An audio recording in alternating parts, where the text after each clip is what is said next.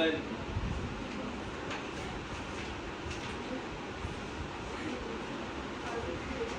Carboxylic acid এটা নিচে লেখো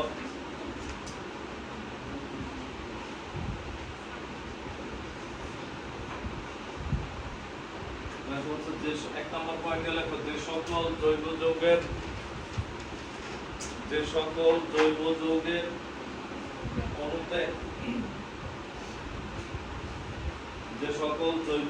অণুতে একযোজী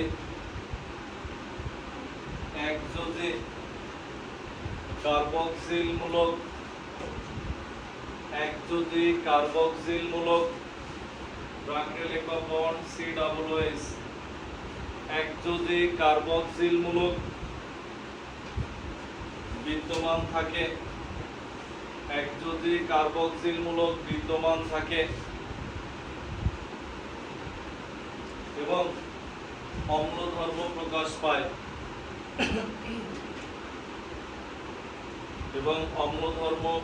পায় তাদেরকে কার্বক্সিলিক অ্যাসিড বলে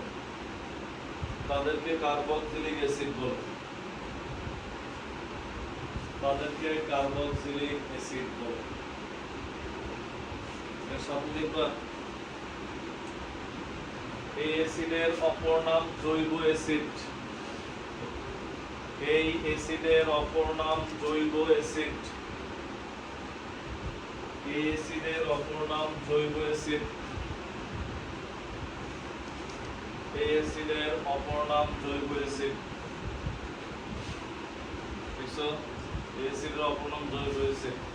এরপরে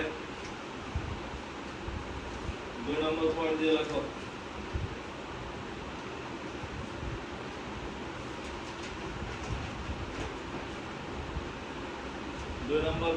লেখো হচ্ছে এখন তোমার যে বলি ফ্যাটি অ্যাসিড কাকে বলে না সামান্য একটু পার্থক্য আছে ফ্যাটি অ্যাসিড কাকে বলে তোমার যদি জিজ্ঞাসা করা হয় দেখো ফ্যাটি অ্যাসিড যেমন আমরা একটা অ্যাসিড লিখলাম C ডাবল বন্ড C বুঝছো এখানে লিখলাম COOH হাইড্রোজেন এটা একটা অ্যাসিড আবার লিখলাম মনে করো C double bond C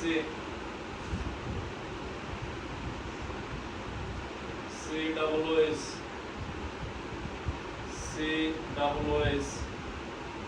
hydrogen আর অ্যাসিড লিখলাম CH3 COOH তিনটা অ্যাসিড লিখলাম এখানে সবাই ফ্যাটি অ্যাসিড না কে ফ্যাটি অ্যাসিড আর কে ফ্যাটি অ্যাসিড না তুমি এটা বুঝবা কেমনে এখন কার্বক্সিলিক অ্যাসিডের বিভিন্ন ধরনের প্রকারভেদ আছে দেখো এটার নিচে 2 নাম্বার দিয়ে লেখো 2 নাম্বার পয়েন্ট দিয়ে লেখো যে সকল কার্বক্সিলিক অ্যাসিডের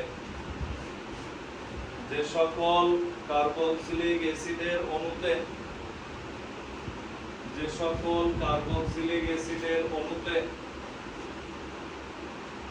একটি মাত্র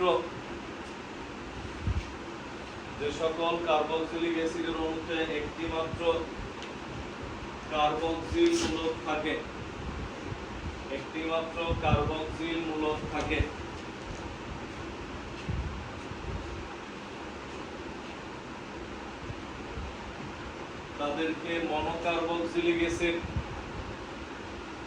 তাদেরকে মনোকার্বক্সিলিক অ্যাসিড বা ফ্যাটি অ্যাসিড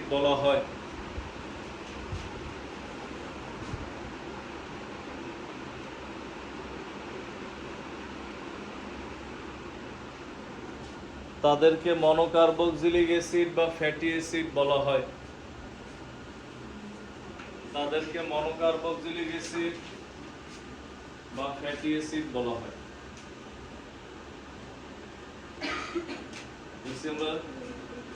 এরপরে লেখো তাহলে এখানে কোনটা কার্বক্সিলিক অ্যাসিড বলতে পারো সবাই কার্বক্সিলিক অ্যাসিড COOH থাকলে কার্বক্সিলিক অ্যাসিড আর যদি COOH মাত্র একটা থাকে তাহলে এখানে আমরা আরো একটা অ্যাসিড লিখলাম দেখো এই COOH যেটা তো রূপু বড়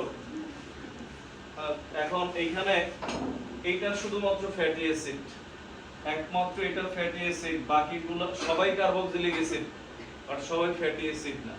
ফ্যাটি অ্যাসিড মানে সি ডাবল ওএইচ একটা থাকবে, এটার মধ্যে সি ডাবল ওএইচ কয়টা? এই যৌগে এটার মধ্যেও দুইটা, এটার মধ্যেও দুইটা। সবাই কার্বক্সিলিক অ্যাসিড হলেও সবাই কি না এখানে ফ্যাটি অ্যাসিড না, বলছি আমরা। যেমন এটা অক্সালিক অ্যাসিড, এটার নাম তোমার জানা উচিত, তুমি বাংলা নাম শুনছো। যেমন এটার নাম ম্যালিক অ্যাসিড, নাম শুনছো মনে হয়। এটার নাম বায়োলজি শোনার কথা ফিউমারিক অ্যাসিড, শুনছো কিনা আমি জানি না, না শুনলে শোনা যাবে অতি শীঘ্রই। তো এইখানে এটা হচ্ছে ইথানোয়িক অ্যাসিড, মালিকটা মন খারাপ করতে পারে। এখানে একমাত্র এই অ্যাসিডটাই হচ্ছে কি আমাদের ফ্যাটি অ্যাসিড, বাকি সবগুলা মানে এখানে চারটাই হচ্ছে আমাদের কি কার্বক্সিলিক অ্যাসিড, কিন্তু ফ্যাটি অ্যাসিড হচ্ছে শুধু একটা, ইথানোয়িক অ্যাসিড। দেখো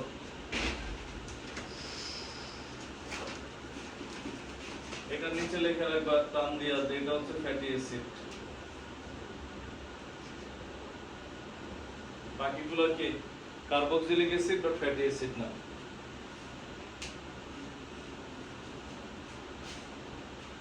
অনেক অ্যাসিডের সংকেত দিবে যেগুলো আমাদের দৈনন্দিন জীবনে দরকার। যেমন তোমার বললো স্টিয়ারিক অ্যাসিডের সংকেত নিচে কোনটি, তুমি লিখতে পারো না, অবজেক্টিভ দিয়ে দিল। তুমি সারাদিন কাললেও হবে না যেটা আমার বই নাই। আর মাঝে মাঝে 25টা অবজেক্টিভের মধ্যে একটা দুইটা হচ্ছে এরকম উল্টা বলা দেয়, আমাদের উল্টা বলটাও কমন করা লাগে, তাহলে 100-100 বাবা কেন করবে। দেখো 100-100 অ্যাভেলেবল ফিস নিশ্চিত ফিজিক্সের আছে, কেমিস্ট্রিতে আগে পাবো, আর আগে টেস্টে পাস করে ওটা এমনি করবা, টেস্টে পাস করবা, এসএসসি দিবা, ইন্টার দিবা, এটা এমনি হবে। এরপর হচ্ছে বাচ্চা ছেলে আবার ডাক্তার হবে না ইঞ্জিনিয়ার হবে, এটা হচ্ছে তোমার পলিটেকনিক্যালে। ইন্টারি পলিটেকনিক্যাল চলে যাবো।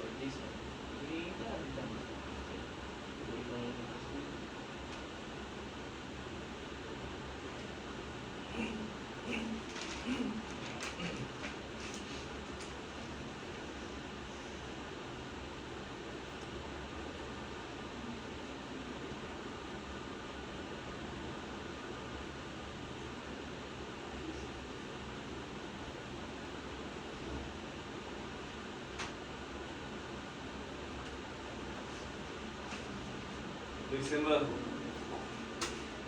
লেখা শেষ হলে পরের পয়েন্ট দিলাম। এখন এইখানে দেখবে এখানে কার্বক্সিলিক অ্যাসিড ছাড়াও শীতলের মধ্যে কি আছে, দ্বিবন্ধন আছে না, মানে এটা অসম্পৃক্ত কার্বক্সিলিক অ্যাসিড। আর যেমন মনে করে এই কার্বক্সিলিক অ্যাসিড মূলক আছে, দ্বিবন্ধন আছে, এটা হচ্ছে সম্পৃক্ত। মানে কার্বক্সিলিক অ্যাসিডও কয় ধরনের? দুই ধরনের, সম্পৃক্ত অসম্পৃক্ত। তো লেখো এটার নিচে লেখো হচ্ছে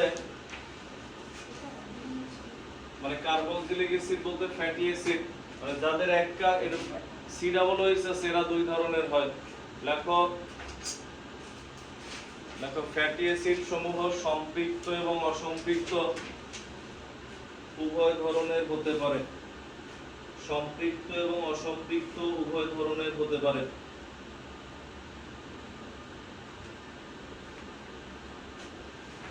সম্পৃক্ত এবং অসম্পৃক্ত উভয় ধরনের হতে পারে।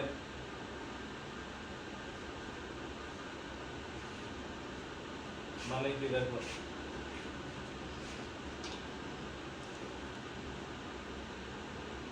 আমরা বলছিলাম অ্যালকেন হলে কি হয়, CnH2n+2, আর যদি অ্যালকাইল মূলক হয় তখন +1 মনে করো C ডাবল OH, এখানে হয়ে গেছে।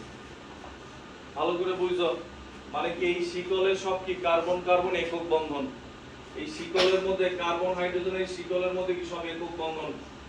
এখন যদি এরকম হয় যে মনে করো আরো দুইটা কমে গেছে, কত, তখন যে H2N প্লাস আগেরটা বেশি ছিল, এটা তো নাই, এখন আরো এটা কম।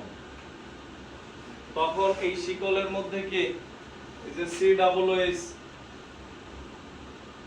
কি হিসেবে দুইটা হাইড্রোজেন আরো কম না? দুইটা হাইড্রোজেন কম কেন? যখনই তোমার এখানে কার্বন কার্বন শিকলে একটা দ্বিবন্ধন দিবা, তার মানে কি দুইটা হাইড্রোজেনের কিসমত বাইরে দিছে। বুঝছো কথাগুলো?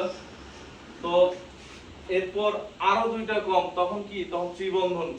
তখন কত হয়? CN H2N -1, এখন হচ্ছে -3। C এটা বন্ধন ছিল COOH।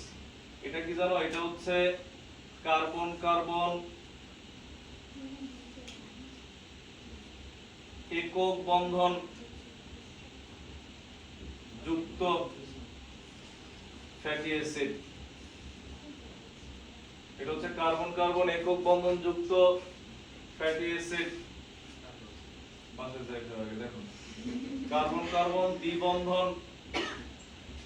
দ্বিবন্ধন যুক্ত ফ্যাটি অ্যাসিড।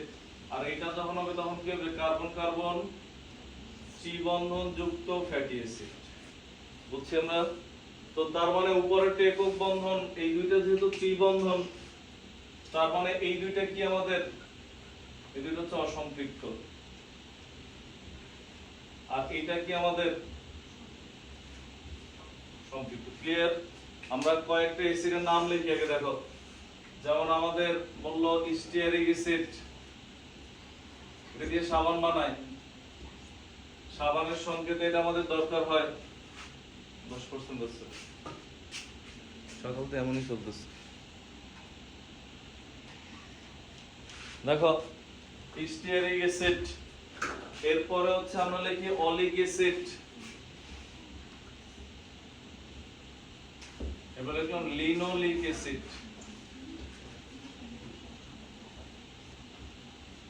দেখো এটার ক্ষেত্রে কার্বন 17টা, এটার ক্ষেত্রেও কার্বন 17, এটার ক্ষেত্রেও কার্বন 17। এটার মধ্যে মনে করো একক বন্ধন, এটা দ্বিবন্ধন, এটা কি ত্রিবন্ধন। শেষের COOH আগে লেখা নেই, যে COOH। H কয়টা হবে? যদি একক বন্ধন হয় ডাবল +1 কার্বনের, 17 × 34 আর 35। বুঝছি আমরা?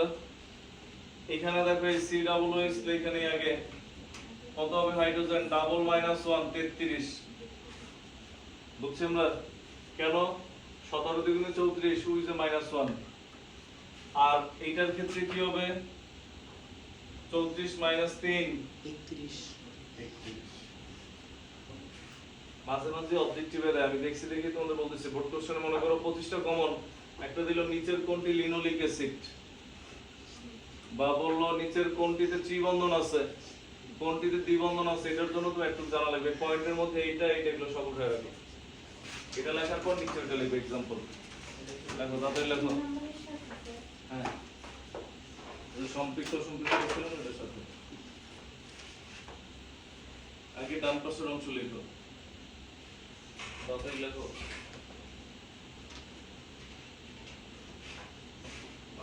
দুর্বল হয়ে গেছে, তাড়াতাড়ি লেখো। মাথা ঘুরাইতেছে। সকালে এক গ্লাস পানি খেয়েছিলাম 8:30টায়।